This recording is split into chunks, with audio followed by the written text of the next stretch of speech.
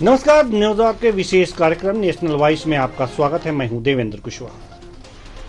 इस कार्यक्रम में हम करते हैं देश के गंभीर मुद्दों पर चर्चा। आज चर्चा का विषय है ऑल इंडिया मुस्लिम जमात के अध्यक्ष के उस बयान की, जिस बयान में प्रयागराज में लगने वाले महाकुंभ के मेले की जमीन को वक्फ बोर्ड की जमीन बताया है और इस मेले में मुस्लिमों की एंट्री पर रोक की निंदा की है।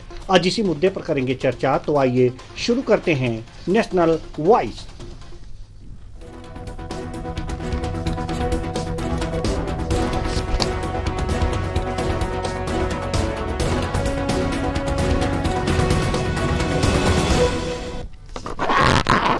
ऑल इंडिया मुस्लिम जमात के अध्यक्ष मौलाना शहाबुद्दीन रिजवी बरेलवी के एक वीडियो संदेश पर साध्वी रितंभरा और साधु संतों ने कड़ी प्रतिक्रिया दी है। क्या कहा है साधु संतों ने, यह तो जानेंगे ही, साथ ही जानेंगे कि जिस महाकुंभ की चर्चा पुराणों में की गई है वह महाकुंभ वक्फ बोर्ड की जमीन पर लग रही है। क्या वक्फ बोर्ड इतना पुराना है? आज इसी मुद्दे पर करेंगे चर्चा, तो आइए शुरू करते हैं।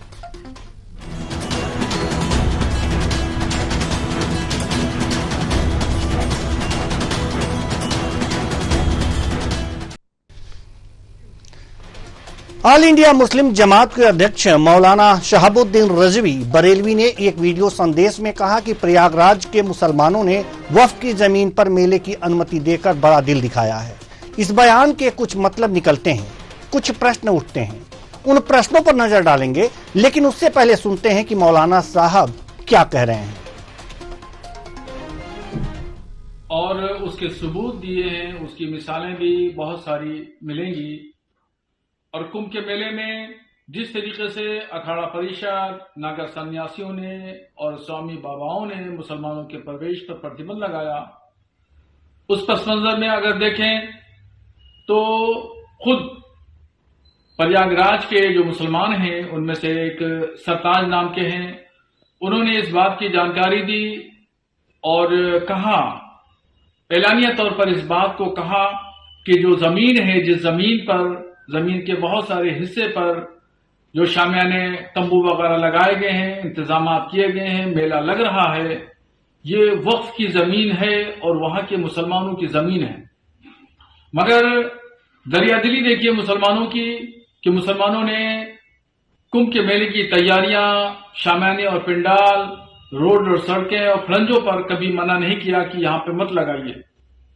और तंगदिली देखिए अखाड़ा परिषद के लोगों की कि वो लोग जो है वो मुसलमानों के प्रवेश पर वहां पे ठेला लगाने, खोंचा लगाने से भी मना कर रहे हैं कि वहां कोई भी मुसलमान एंट्री नहीं करेगा।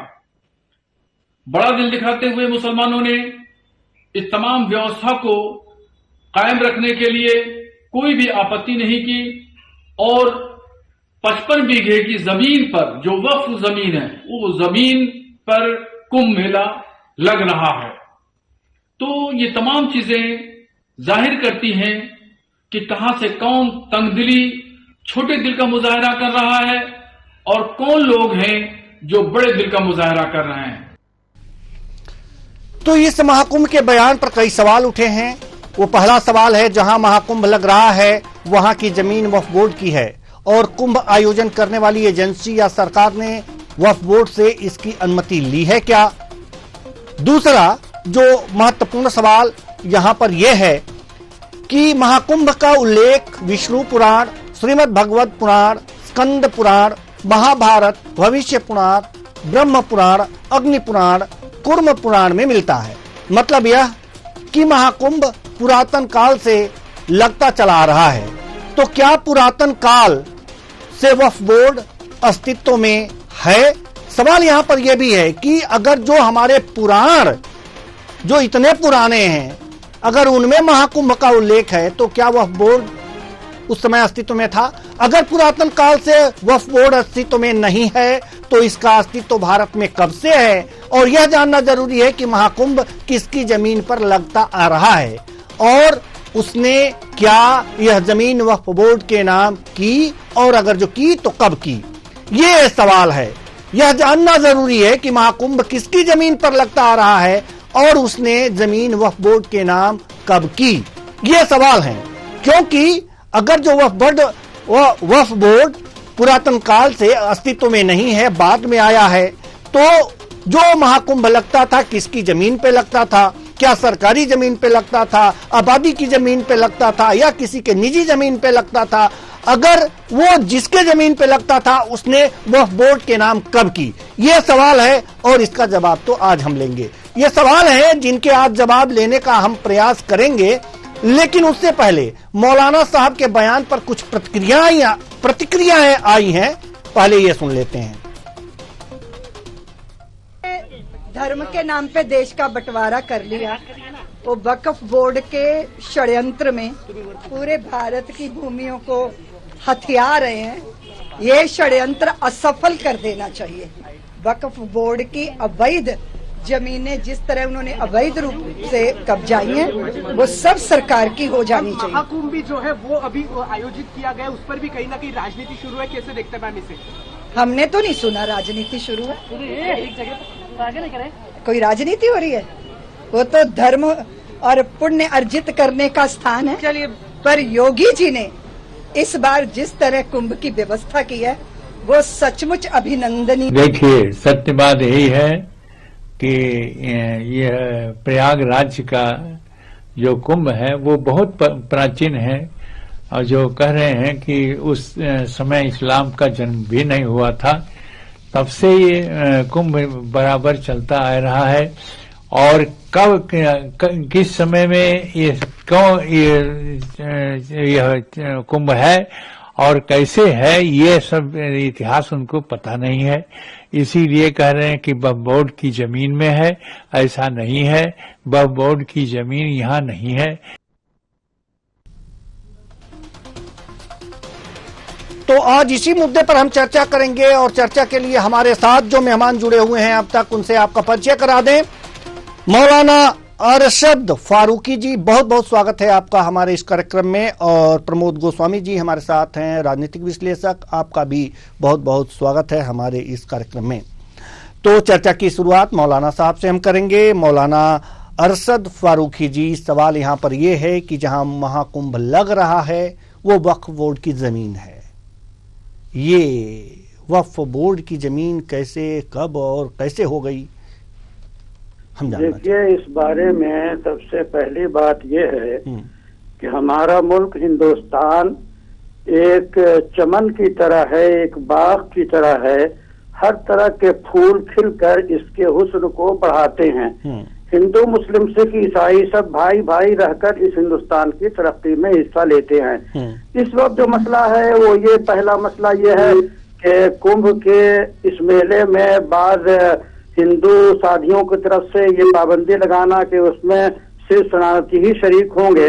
तो एक बात यह है कि मुसलमान तो अल्लाह के अलावा किसी की पूजा करता ही नहीं, तो कुंभ में इबादत के लिए, पूजा के लिए मुसलमान तो जा ही नहीं सकता। जहाँ तक मसला वहाँ के इंतजाम का है, अगर इंतजामिया में मसलन डीएम, आपकी जो है पुलिस, ये मुसलमान है तो इंतजाम के लिए वो जाएंगे, चाहे उसे कोई रोके या न रोके, रोक नहीं सकते। फिर मसला है वहाँ कारोबार का या पानी पिलाने का या इस तरह की जो चीजें मुताल्लिक हैं, तो उसमें अगर पहले से हर तरह के लोग शरीक होते रहे हैं तो उन पे भी पाबंदी का कोई सवाल नहीं उठता। दूसरी बात, वक्फ की बात जो कही जा रही है, तो जब से हिंदुस्तान आजाद हुआ है, कानून बना है, उस वक्त से जो वक्फ का इंतजाम है, वक्फ बोर्ड है, वो लागू होता है जो है इंतजामिया की हैसियत से, मजहब की हैसियत से नहीं होता। तो जो इंतजामिया की हैसियत से अगर कोई जगह वक्फ है तो ये तय करना जो है, अगर इख्तिलाफ होता है तो ये अदालतों का काम है। हमारा काम ये नहीं है कि हम ये तय करें। फिर अगर वक्फ बोर्ड की तरफ से कोई इजाजत दी जाती है या एक रवायत चली आ रही है तो उसको खामखा छेड़ना या इस तरह माहौल खराब करने की कोशिश करना न मुसलमान के लिए सही है न हिंदू के लिए सही है। इस वक्त तो मेरे सामने सबसे बड़ा इशू है कि इतना बड़ा कुंभ का मेला लग रहा है जिसमें लाखों लाख इंसान शरीक होंगे।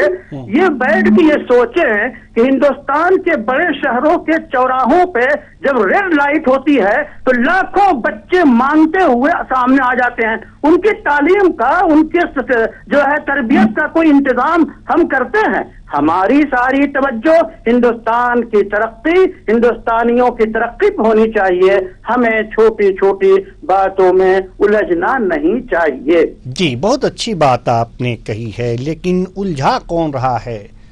उलझा कौन रहा है? सबसे बड़ा सवाल ये है कि अगर जो यहाँ पर महाकुंभ का इंतजामात किया जा रहा है तो ये कहा जा रहा है कि वो वक्फ बोर्ड की ज़मीन पर ये किया जा रहा है और इसमें कोई एतराज़ नहीं है। महाकुंभ हमें लगता है, हमारे राजनीतिक विश्लेषक महोदय प्रमोद गोस्वामी जी भी हमारे साथ मौजूद हैं, वरिष्ठ पत्रकार हैं, और हमें लगता है, आप भी जरा गौर से सुनिएगा, कि हमें ये लगता है कि सनातन माने बहुत पुराने समय से महाकुंभ लगता आ रहा है। पुराणों में इसका जिक्र है, विष्णु पुराण में जिक्र है, स्कंद पुराण में जिक्र है, महाभारत में इसका जिक्र है, भविष्य पुराण में इसका जिक्र है। सवाल यह है, ये तब से लगता आ रहा है तो ये किसकी जमीन पे लगता होगा? सबसे बड़ी बात यह है। और वक्फ बोर्ड कब इसका गठन हुआ है और कैसे वो भूमि वक्फ बोर्ड को चली गई? सवाल यहां तो ये है। देवेंद्र जी, सबसे पहले तो मौलाना फारूकी साहब का मैं ये कहूंगा कि उन्होंने बड़ी अच्छी बात कही कि ऐसे मामलों में कहीं भी ये छोटी बातें नहीं की जानी चाहिए। बट ये अच्छी बात है और यही इस मुल्क का मिजाज भी यही रहा है। बात छोड़ दीजिए कि सियासत ने सारी चीजों के मिजाज दिए हैं, लेकिन मौलाना साहब की इस बात से मैं सहमत हूँ। दूसरी बात जो ये आ रहा है, ये जिस समय इस्लाम ही नहीं था, जिसमें मुस्लिम का भी कोई प्रादुर्भाव नहीं हुआ था, ये सनातन मतलब बड़ी हजारों साल पहले से ऐसा शास्त्रों में उल्लेख है, इतिहास में दर्ज है, और हमेशा वहां कुंभ होता रहा है, मेला लगता रहा है। ये हिंदुओं का सबसे बड़े आयोजनों में से एक है और विश्व का सबसे बड़ा आयोजन ये है। इतना बड़ा आयोजन विश्व में कहीं नहीं होता। तो ये जो हमारे बरेली के शाहबुद्दीन साहब ने एक गुफा छोड़ा है, मुझे लगता है कि ये बड़ी घटिया और छोटी मानसिकता का उनका बयान है। वहां बरेली के लोगों से मेरी बात हुई तो उनका ये कहना था, वहां के पत्रकारों का और वहां के कुछ ऐसे लोगों का, कि ये लोग चले जाते हैं बयान लेने के लिए और वो हमेशा बयान हमेशा देते रहे, ये कोई पहला बयान ऐसा नहीं है। तो एक तरफ आप देख लीजिए, इससे अंदाज लगा लीजिए कि एक तरफ मौलाना फारूकी साहब जनाब बैठे हुए हैं, वो आपसी एक भाईचारे की, या वो कह रहे हैं ये छोटी बातें नहीं होनी चाहिए, कितनी अच्छी बात कह रहे हैं। और एक वो मौलाना साहब है जो साहब जो एक नाहक एक उसमें विवाद पैदा कर रहे हैं। इसमें कहीं कोई ये वक्त जमीन का वहां कोई सवाल नहीं है। और अगर ये जैसा कि फारूकी साहब ने कहा कि उसके बाद ये स्वतंत्रता के बाद देश के बंटवारे के बाद अगर कोई चीज हुई है तो ये चाहे वो कोर्ट में वहां का फैसला हो जाएगा कि हाँ ये वक्त की जमीन है भी कि नहीं है। दूसरे वक्त की बहुत सी जमीनों को मतलब जो है वक्त को लेके हमेशा सवालिया निशान रहे हैं और वक्त की जमीनों पर अवैध कब्जे भी वक्त ने किए हैं और बता के कि ये है और वो जमीन वक्त की है। लेकिन ऐसा नहीं है, ये सब घटिया दर्जे की सोच वाले लोग कोई उसका तथ्यों की जानकारी करते नहीं है या उन्हें जानकारी है नहीं, लेकिन वो खाली एक लाइमलाइट में आने के लिए वो इस दिन के शुरू पे बाजी कर देते हैं। मुझे लगता है कि ये इनरेलेवेंट है, इसका कोई मतलब नहीं है कि वो वक्त है या नहीं है। और अगर है भी मान लूं तो फिर फारूकी साहब वो भी एक मौलाना हैं, अच्छे हैं, अच्छी बात रखते हैं, अच्छी तबीयत के बात कहने वाले लोगों में हैं। तो कम से कम ये बात तो साहबुद्दीन साहब की बात का काउंटर तो उन्होंने ही कर दिया, उन्होंने ही कहा। बिल्कुल बिल्कुल। तो इसलिए इस पर कोई विवाद का कोई मतलब नहीं है। ये सिर्फ उन्होंने लाइमलाइट में आने के लिए, एक टुकड़ा छोड़ने के लिए ये फुलझड़ी छोड़ी गई है, इससे ज्यादा और कुछ नहीं है। इस पर कोई ज्यादा बहस का मतलब ही नहीं। बहस का ज्यादा मतलब तो है नहीं, लेकिन ये चीज हमारे समझ में नहीं आ रही है। प्रमोद गोस्वामी जी, हम आएंगे आपके पास और आपसे जानेंगे, लेकिन उससे पहले हमारे साथ सुदर्शन महाराज जी, हिंदू धर्म गुरु, जुड़ चुके हैं। बहुत बहुत स्वागत है आपका हमारे इस कार्यक्रम में। आप देर से जुड़े, सवाल और जवाब का सिलसिला शुरू हो चुका है। सुदर्शन महाराज जी एक मौलाना साहब हैं, बरेलवी जी, इन्होंने कहा है कि वक्फ की जमीन पर ये महाकुंभ का आयोजन किया जा रहा है। क्या कहेंगे आप?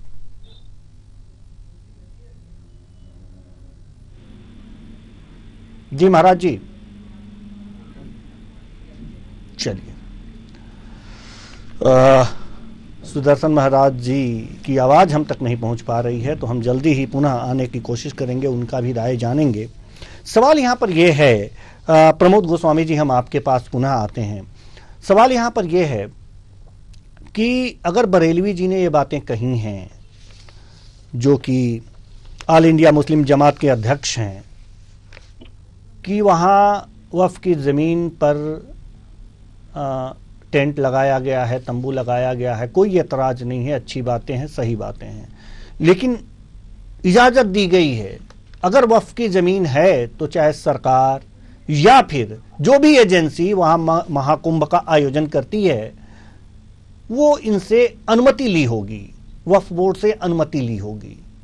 अगर उनकी जमीन है तो हम यहां आयोजन करने जा रहे हैं। तो क्या इस तरह की कोई बातें सामने आई हैं? देवेंद्र साहब, आज तक कभी भी पिछले मतलब एक 3 कुंभों को तो मैं कवर कर चुका हूँ जी, और 40-42 वर्षों से मैं भी पत्रकारिता कर रहा हूँ, समाज से जुड़ा हुआ व्यक्ति मैं भी हूँ। बहुत नहीं तो थोड़ा बहुत तो जानकारी है। कभी ये सवाल, ये मुद्दा उठा ही नहीं, इसलिए इसमें अनुमति की कोई सवाल नहीं। नंबर 1 जी। नंबर 2, ये मैंने कहा कि ये इतिहास इसमें गवाह है, प्रमाण इसके साक्षी हैं कि वहाँ हजारों साल पहले, जब इस्लाम से पहले वहाँ पर जब इस्लाम का प्रादुर्भाव नहीं हुआ, उससे कई हजारों साल पहले वहाँ पर ये कुंभ का आयोजन होता रहा है। तो इसमें, और अगर जो कुंभ की वक्त की बात कर रहे हैं कि भाई बंटवारे के बाद या देश के स्वतंत्र होने के बाद, तो उसको उनको प्रमाण रखना चाहिए कि देखिए साहब, ये प्रमाण है, ये वक्त की जमीन है, ऐसा कुछ है नहीं, तो प्रमाण रखेंगे कैसे?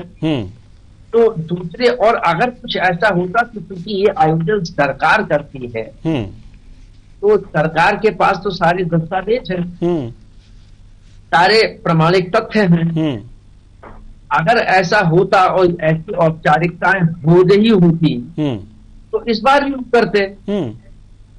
आखिरी बात कि अगर वक्फ बोर्ड की जमीन थी तो क्या इससे पहले किसी मौलाना साहब ने या किसी भी हमारे मुस्लिम धर्म के लोगों ने कभी ये सवाल उठाया? ये आज इस सवाल को उठाने का क्या औचित्य है? जी, सिर्फ एक बखेड़ा करना, एक लाइमलाइट में आना नहीं, और एक चर्चा का नहीं, चिंतित करने वाली बात यह भी है दुर्भाग्यपूर्ण कि 52 बीघे की बात कर रहे हैं मौलाना साहब की। 52 बीघे की जो जमीन है जिस पे टेंट लगाया गया, वक्फ बोर्ड की है। ये उन्होंने एरिया भी वो जानते हैं कि कितनी एरिया है जो वक्फ बोर्ड की जमीन है। सवाल यहाँ पर यही है। चलिए हम आएंगे आपके पास, लेकिन मौलाना साहब के पास हम रुक करते हैं। प्रमाण दे देना, वो प्रमाण रखे ना कि देखिए ये बात, देखिए बिल्कुल मेरा खाली इतना सा कहना है कि अगर मैं उनकी बात को सही मान भी लूं तो उनको अपनी बात कहने से पहले प्रमाण रख देना चाहिए। आप देखिए, ये वक्त के एक इंदराज है, ये उसमें दर्ज है, ये वक्त की जमीन है, हमें कोई आपत्ति नहीं, लेकिन अनुमति ले लेते हैं। एक बहुत साहित्य अंदाज में बात की जा सकती थी, लेकिन मेरा ये करके सूत में कपास लट्ठम लट्ठा करने का क्या मतलब है? बिल्कुल बिल्कुल बिल्कुल सही बात आपने कही है। मौलाना साहब, हम आपके पास आना चाहते हैं। वास्तव में आपने बहुत अच्छी बात कही कि इसका कोई मतलब नहीं है, इसका कोई बहस नहीं होना चाहिए, लेकिन अगर ऑल इंडिया मुस्लिम जमात के अध्यक्ष ने ये बात कही है तो कुछ बातें तो हैं कि जिस पे चर्चा हो जानी चाहिए, क्लियर हो जानी चाहिए। सवाल यहाँ पर यह है कि वास्तव में क्या आप भी मानते हैं कि वहां पर वक्फ बोर्ड की जमीन है?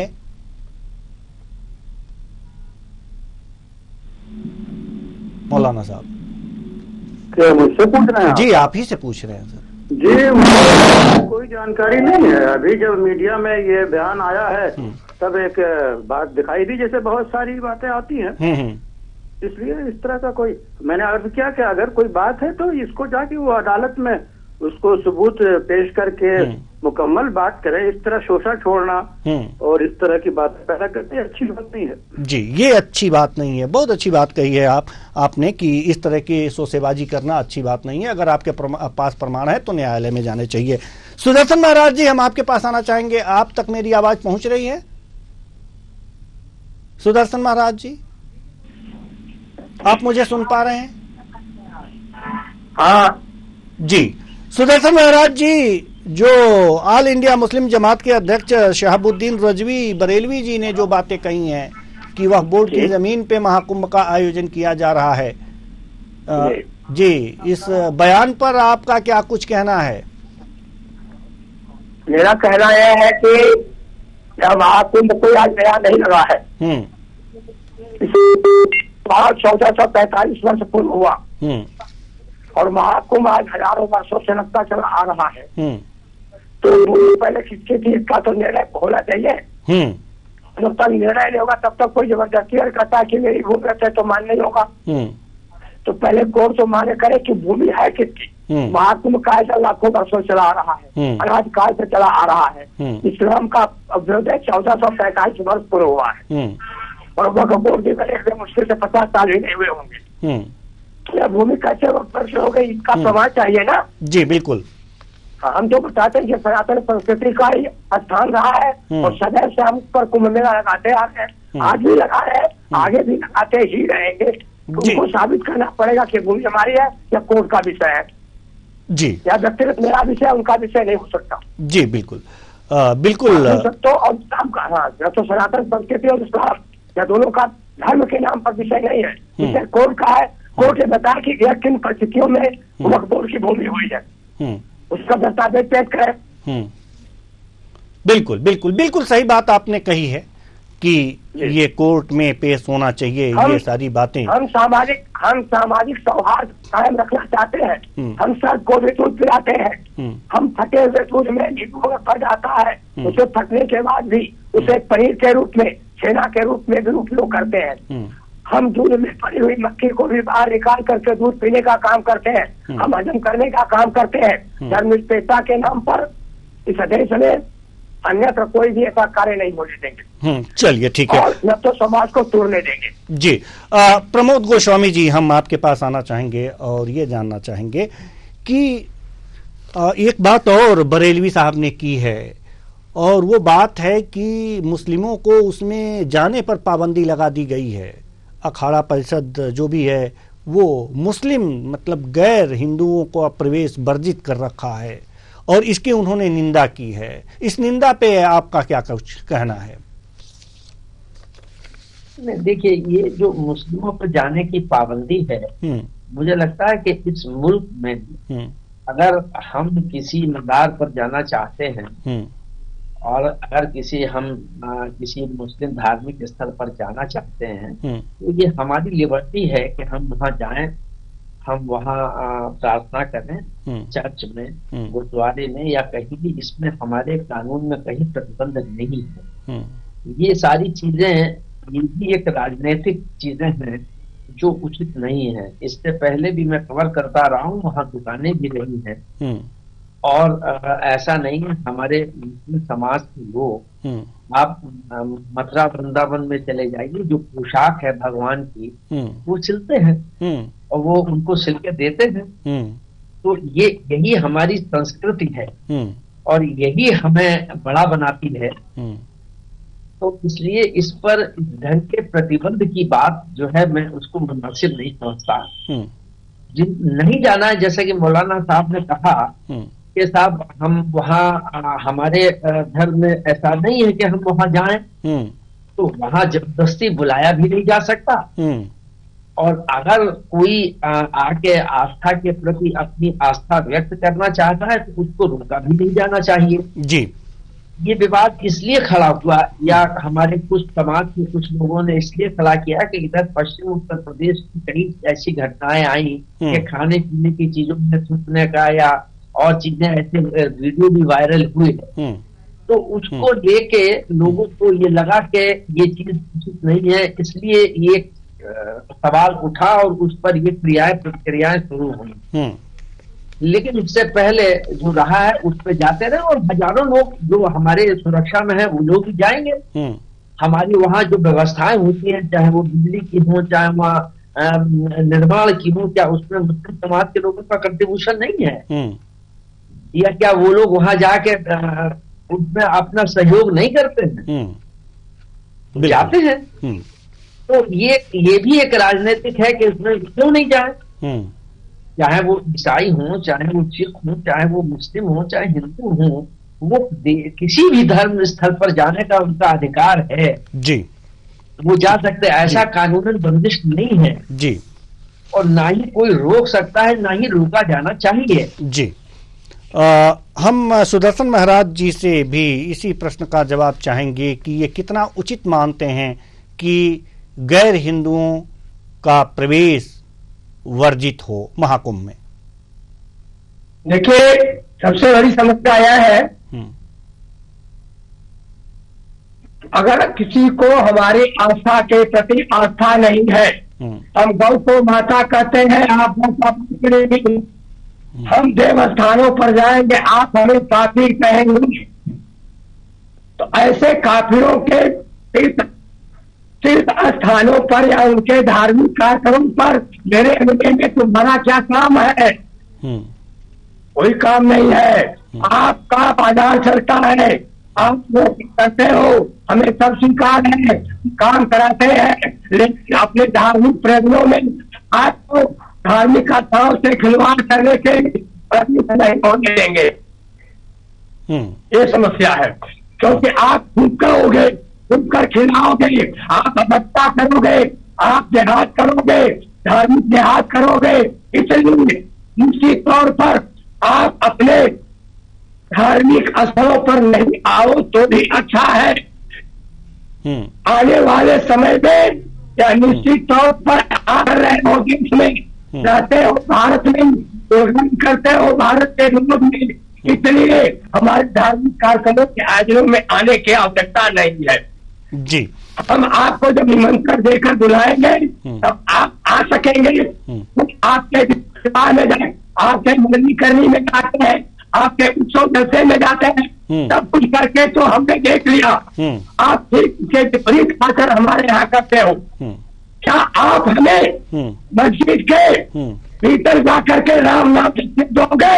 अगर जपने दो, अगर कल जपने दो, समाज में राम नाम के संकीर्तन करने दो, हम इलाहाबाद के कुंभ में आपको आने की अनुमति देंगे जी। मौलाना अरशद फारूकी जी कुछ कहना चाहेंगे? बड़ी शिकायतें हैं हमारे सुदर्शन महाराज को। हमारा पैगाम एक ही है जी कि हर इंसान, चाहे हिंदुस्तानी हो या गैर हिंदुस्तानी हो, उसको अपना अकीदा रखने की पूरी इजाजत है। हम उसको मजबूर नहीं कर सकते, लेकिन सबसे बड़ा मसला ये है कि हम अपने अकीदे की बुनियाद पे माहौल को खराब करें, अमन अमान को गारत करें, इसकी इजाजत बिल्कुल नहीं है। हम मानते हैं कि आप हिंदू हैं, लेकिन हमारे भाई हैं। आपको मानना पड़ेगा कि फला ईसाई है, लेकिन वो हिंदुस्तानी है। मिलजुल कर रहने के लिए एक दूसरों के अकीदों का एहतराम करना और उसको हक देना, ये हमें हिंदुस्तान का दस्तूर भी हक देता है और इंसानियत का कानून भी यही बताता है। तो हम आइए अमनो अमान को बाकी रखने की हर कोशिश करें। चलिए, बहुत अच्छी बात मौलाना साहब ने की, लेकिन समय नहीं है, नहीं तो हम इस चर्चा को और आगे बढ़ाते। बहुत अच्छी चर्चाएं जा रही थी, बहुत अच्छे दिशा में जा रही थी। फिलहाल बहुत बहुत धन्यवाद सभी मेहमानों का, आप आए और अपने अपने विचार साझा किए। तो किसकी कुंभ भूमि? जो इस धरती पर जन्म लिया है, भूमि उन सबकी है। अब किसकी क्या है, यह देखने वाली बात है। बाद में किसके नाम रजिस्ट्री हो जाती है, किसके नाम क्या हो जाता है, लेकिन महाकुंभ आज से नहीं चल रहा है, हजारों सालों से चल रहा है। पुराने पुराणों में भी इसका उल्लेख है, सनातन ग्रंथों में इसका उल्लेख है। जब इस्लाम का जन्म नहीं हुआ था, इस्लाम कहीं था नहीं अस्तित्व में, उससे पहले कुंभ लग रहा है, कुंभ मेले लग रहे हैं, महाकुंभ चल रहा है। ऐसे में जिस स्थान पर कुंभ लग रहा है, उस स्थान को वक्फ बोर्ड की जमीन बताना वास्तव में हास्यास्पद है, क्योंकि 1954 के बाद वक्फ बोर्ड का जन्म हुआ भारत में, और यह महाकुंभ हजारों सालों से चलता आ रहा है। ऐसे में उस स्थान पे जहां पर महाकुंभ लग रहा है, वक्फ बोर्ड की जमीन कैसे हो सकती है? ये सारी चीजें, लेकिन जो लोग इस तरह की बातें करते हैं, वास्तव में अमन में खलल डालने का प्रयास करते हैं। और बरेलवी जी का यह बयान वास्तव में खलल डालने का प्रयास है, और इस तरह के लोगों की बातों पर ध्यान देने की आवश्यकता नहीं है। महाकुंभ आज भी लग रहा है और आगे भी लगता रहेगा। आप कुछ भी कहते रहिए, उसके ऊपर कोई फर्क नहीं पड़ेगा। फिलहाल इस कार्यक्रम में इतना ही। मुझे दीजिए इजाजत। नमस्कार।